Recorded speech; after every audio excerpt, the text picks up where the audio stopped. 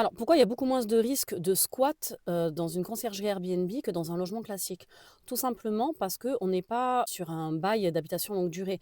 Le bien est enregistré en mairie comme une location saisonnière. De ce fait, il n'y a pas possibilité de trêve hivernale à respecter ou de droit locatif.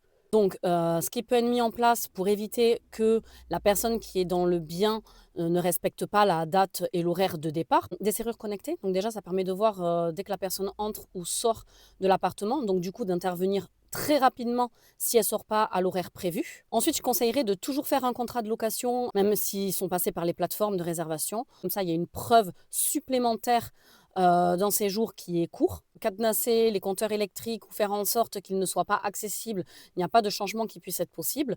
Mais de toute façon, on n'entrerait pas, même si la personne squatte quelques jours de plus, on n'entrerait pas dans des mois, voire des années de combat judiciaire. C'est quelque chose qui serait beaucoup, beaucoup plus rapide. Et le dernier point, ce serait de vérifier aussi le profil de la personne.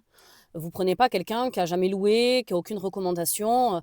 On est des professionnels, tant pis, hein, ça vous le laissez pour les autres. Mais au moins, ça vous donne un petit peu un aperçu du type de personne que vous allez recevoir.